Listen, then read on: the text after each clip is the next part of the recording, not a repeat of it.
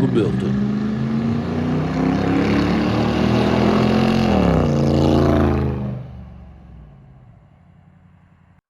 Today we're going to talk about paint and Paint. and how we do it, which is not like the way most people do it. Yeah, most people do it very differently.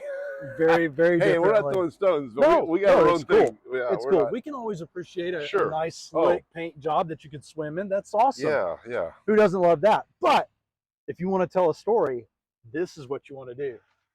Check it out. It's a thing of beauty. It is a thing of beauty. And like I said, it's telling a story. It's telling the story that we've imagined for it. So let's start off. Again, I think the best thing to do is for us to contrast some things that we do versus what everybody else does. And we can start right here. Okay. Michael built the flares. This is all metal work, no fiberglass or resin, plastic, any of that. But what we did do, yeah, see, look at that. It's part of the vehicle.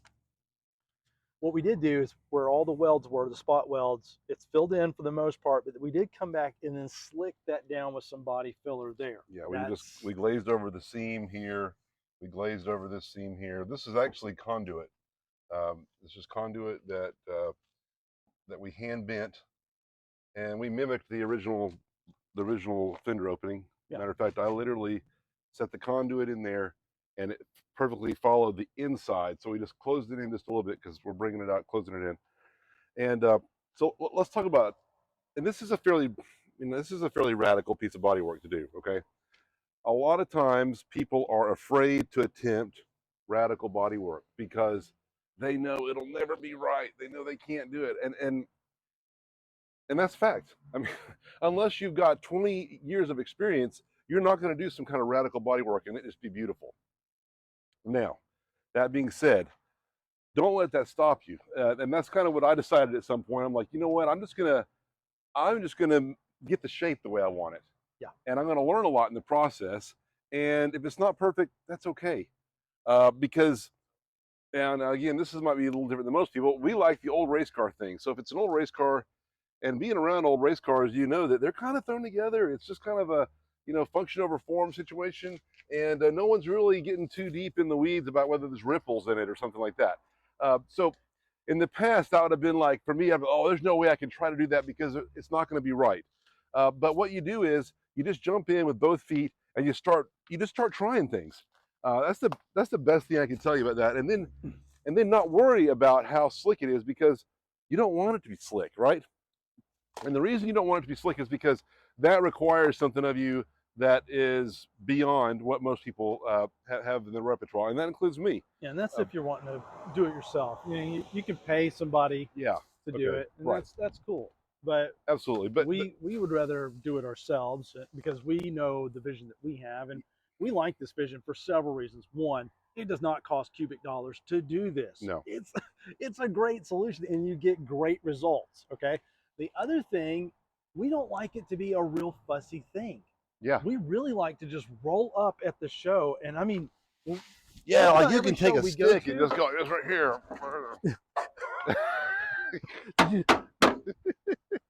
Sorry. It looks like it went through the brush, the scrub brush. Yeah, so.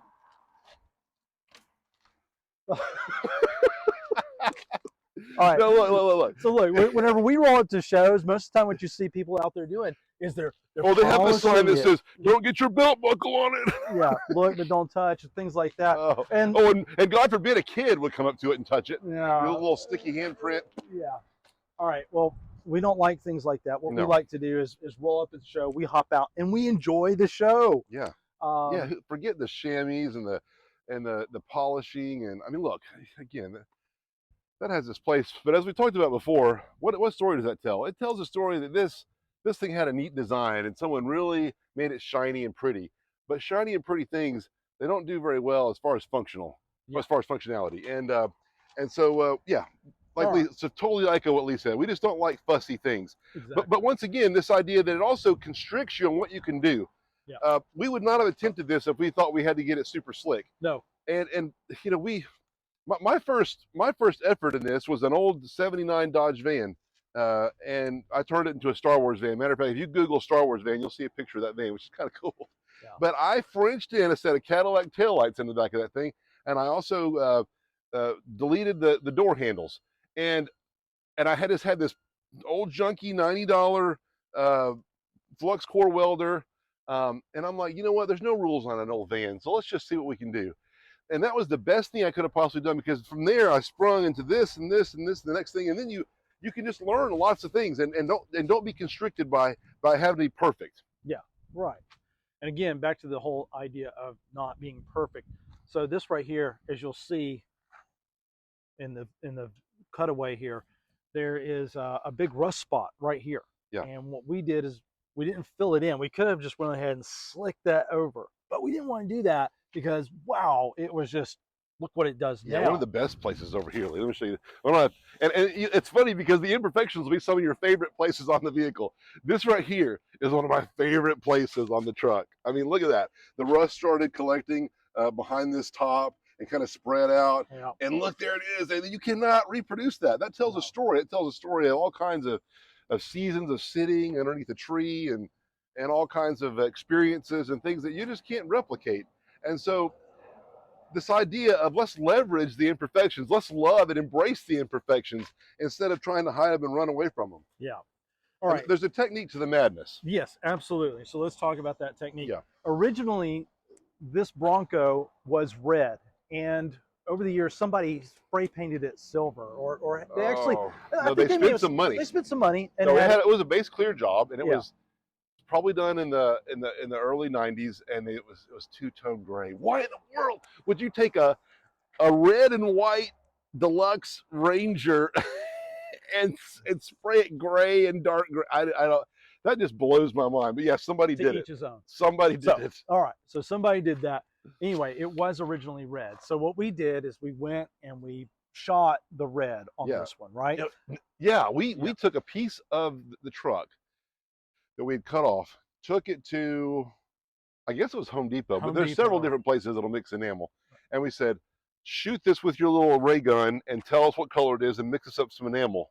Got a gallon of it. Got a gallon of it. $40, or is it more than that now? I don't know. It was less than 60. It's not bad. Yeah, right, probably $50. So we got that. And then we already had this color left from over Horse Force. From And that's basically Wimbledon white. It's like an aged Yeah.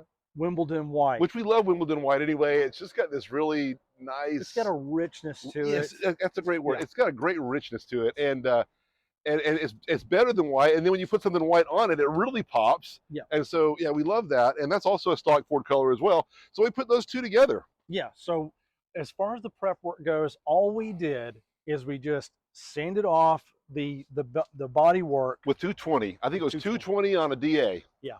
So we glazed over a few of these areas where we've done welding, and sanded the whole thing with 220 just to knock the edge off of it, and then we got video of this. Right, yeah. We got the rollers. The foam rollers work really well, and we just started rolling it. We rolled the white first, and in retrospect, I mean, we probably I don't know. We could have done a little bit more white actually as base. Yeah. It was a great base. Yeah, the base, it really worked well as a base. Yeah. But anyway, we threw that on there. Now, a little caveat, a hard lesson that we had to learn, and I've learned it a couple times. Enamel can be funny about painting second coats until it's perfectly dry. Yeah, that's right. So we came back one day, we were in a hurry, we did it one day, and then came back the next day, went to put a second coat on, and it gave us problems. What it does is that the solvent, the hot solvent of the new coat digs in to the first coat that's not totally dry,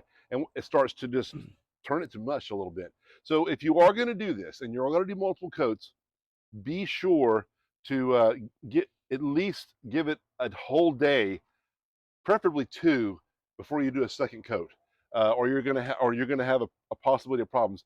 The other thing that we learned from Dave, what was that? It was to put the dryer in it. Yes. The accelerator. Yeah, and this stuff's kind of stupid expensive. I don't know, it's gotten worse, but but you should buy some dryer or hardener. Hardener, that's it. Yeah, that's I right. knew I didn't have the right word Yeah, there. some hardener, because that will help it dry a little faster. Because again, the enamel's kind of funny about not wanting to set sometimes. Yeah, and of course temperature and humidity, all of that plays a factor in it. You know, if you can get up there and you still really if the strong smell is heavy in the air, then it's probably not quite dry enough Oh, yet and, for and a Lee did second this coat. thing. I thought it was a good idea where he literally took his thumb and kind of leaned against it. And if it started sliding upward, then he knew it would catch his fingerprint, and he knew, like, no, Yeah, we can't do it you yet. can't do it yet. He was right. And by the way, that's where it was. So as you can see, there's no harm to it. Yeah. Again, Well, what it because does of the way is we're doing it starts to creep, and then you know already if and it then left the fingerprint, then you know it's settle not down. gonna. Yeah. And we also we did the Wimbledon white on the top as well. Yeah, the top is a great one to talk about because Yep. it's more the simple end of things. So what you got to do is you got to think about what other family of that same color is it going to turn to when it ages or gets dirty or that type of thing. And so this one was an easy one because you got this Wimbledon white, and basically you got this little bit of brown here. And so what we did was we painted the whole thing Wimbledon white. We got it nice and dry, and then we fogged over it with this light brown Rust-Oleum. And as you'll see, that we fogged it fairly heavy, actually. I mean, Yeah, it was, so you got pictures of that. yeah, oh yeah, Okay, yeah. yeah, it was coated pretty well. And then we came back with some Scotch-Brite pads and knocked it back down, but it didn't, of course, take it all the way off, as you can see. And one of the great things about rolling the enamel on is that you get this orange peel look. See? Yeah, And now then the top, interestingly enough, though, it already had that it already had because it had kind of a speckled finish. Yeah, here's some more. This is more. But like yeah, this is right here is a perfect example, Lee, right here. Yeah, right there. And that looks like just paint wear, but it's not. It's actually where there's peel. So some of this that you see is actual patina from the truck. Yeah. Right. As some of it rust. is other colors that we laid on top, and then the peel was what showed after you sanded it. So again, you think about what colors are your friends. This brown color is a great color. It's got a little bit of a dirt factor. It's got a little bit of a rust factor. And then this white is always a good color as well. And then grays and blacks. And so you'll see that's kind of what we did. And we kind of looked where like the scum collects and grooves and edges. So you kind of go over with black and those things. And then the horizontal areas exposed to the sun, they're the ones that get bleached out, and they turn this white chalky hue. And then around emblems and things, you'll get a little bit of brown, a little bit of rust collecting, a little bit of dirt collecting. And so that's a good place to do that. But then once again, right here, I mean, look at some of this on this hood here. A lot of this is the old stuff on the hood, and you just can't replicate that. I mean, so that's what makes it look so authentic, because it really is authentic. It's original. It's original bruises and bumps. It's embracing that story that's already there. And then you just add a little bit more, and there you have it. And then when you add some extra color to it, and you just have something that's just got a richness to it. Okay, here's another thing let's talk about. So these decals. Now, this is something we learned with Scraptona. You can take brand new digital printed decals, and I'm sure we'll have a shot of those decals. We can get a shot of how they look when they're brand new. And don't get them laminated, don't get them coated. So go to your local sign guy, send them the file, and say, I want you to print these out for me. And you come up with your designs, and you put them on just brand new. All right?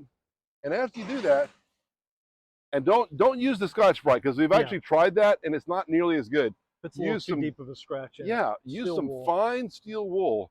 And what it does is it does more of that same. Look how beautiful that is, where the stripe line is reflected in that. And then right here, where again the stripe line's reflected, and then where the sun would have gotten it much more on the top. And I mean, you've got something that, with just a few minutes time with a piece of steel wool, it has got this richness and authenticity that is literally reflected from what's real underneath. Yeah, these were all put on yesterday, and they looked brand new yesterday. And so we thought about, as we were aging them, what would happen, what would be the situation as time went, what would time do to these things as it's sitting around. And as you can see, we're never comfortable tooting our own horns, but we love this. I mean, it looks. Yeah, we like it. That's the point. I mean, do what you like, and this is supposed to be about fun. It's not supposed to be about, wringing our hands and thinking about what everyone's going to think about it, because, we get some hate over stuff like this, and we don't care because we're enjoying it. And here's what also it gets back to. everything that we build, and this is our ethos, we want it to look like something that we could sit down cross-legged in the sandbox and grab it by the top and roll it around making engine sounds. Like we did when we were kids. If we can do that, then we're having fun. And that's really what this is about. And that's what you need to do too. You need to have fun with it. You need to just embrace the imperfections. You need to let them tell the story that they want to tell, and then just go out there and just have fun with it. So anyway, paint. It's not that hard. It's really not that hard. If you think about painting a park bench, cities do it all the time, and everybody's happy with how the park bench is nice and pretty. What we're doing is we're taking that same concept, that same inexpensive concept, and then we're rubbing it down like an old piece of furniture and letting the original story just spring forth. So, absolutely. Hey, one other thing let's talk about wheel center caps, man. oh yeah. So these wheels right here that you see, they were cheap eBay wheels. It's not an expensive, their Motive is the Motive, brand, and yeah. there's nothing wrong with them. Nothing wrong with them at all, but they sent these center caps. They're just overall. They are horrible plastic. You know, I think I've got it on my desk, but yeah. Or you can send a picture. Well, I've got the footage there. Oh yeah. Yeah. It is just the most horrible thing. It's this big giant plastic monstrosity with plastic fake Allen head bolts. And then there's two that are real. Yeah, the two that are real are the ones you see right here. And we're like, you know, we're not putting that big piece of crap plastic on our wheels. So we water jetted these out. Now, once again, before you start rolling your eyes and saying, oh yeah, who has a $100,000 water jet? We happen to have one for our business. And so we use it for all the things that we can, but you don't have to own a water jet. All you have to do is have $100 in your pocket and a decent file, and you take it to your local guy, because there's a water jet in every large area, and say, hey, cut these out for me, and it'll probably cost you $100. But you end up with something that's really interesting instead of something that looks stupid and plastic and fake. We have enough fake things in this world without having to display them everywhere else. Man, you're on a bit of a tear today. You know what? I don't understand what's wrong with manufacturers putting some big stupid plastic monstrosity and you know, that's really a nice wheel. It's a really good looking wheel. It really is. The dish is great. And oh, also we did add the air filler strips. Oh, and that's reflective red. It's going to be sweet at night. It knocks your eyeballs out at night. Yeah, so we kind of did, you know, again, it's supposed to be an old race truck. So we wrote which wheel it is and what the air pressure was, you know, supposed to be. And I don't know. It's just another fun page turning to the story to say, hey, what's the next page gonna bring? Yeah. And it's a great way to take something and make it look special with a little detail instead of just leaving your big stupid plastic cap on there. Yeah, absolutely. Well, guys, I'm sure that you'll have some questions, and please, you know, just drop those in the comments on the video. We had a lot of fun doing this, and every time we do a build, people are asking us, how did you do that? How did you do the paint? How did you make it look this age? And we've been saying for years that we would show you how to do that, and hopefully we've done a good enough job here. There's a lot of subtleties that go along with this, but yeah, I think you can, you know. I know we're about to close this out. One thing I want to mention, on the Horse Force, most of that paint was original, or at least half of it. Yeah. And so that's another thing. Find the coolest original thing you can, if you can. Now this one, like we talked about, it was gray, it was terrible. But if you can find something that's got a decent amount of original paint, you just leave what's there. Yeah. And then the paint that you mix up matches well enough, and then you add the stripes on top of it, and you have this blending of the authentic with the new that's been blended together, and it's just really an awesome recipe. That's what we did with Scrap Tona. Yes, that was exactly. That was what gave. Look, we can't take credit. We just stumbled blindly upon these stupid ideas. We talked about this before with Tarantula as well. Yeah. We had a problem, and we just thought of a cheap way to solve it, and that's really what it's about. It's about having fun, jumping in there, just doing something, learning as you go, and not worried about having something that you can really enjoy for the long term. Yeah. Slam the doors, run it down a dirt road, whatever. Awesome. Hey, thank you so much for watching. Thanks, guys. We really appreciate it. Subscribe, comment, like, all that good stuff. Thanks. Later.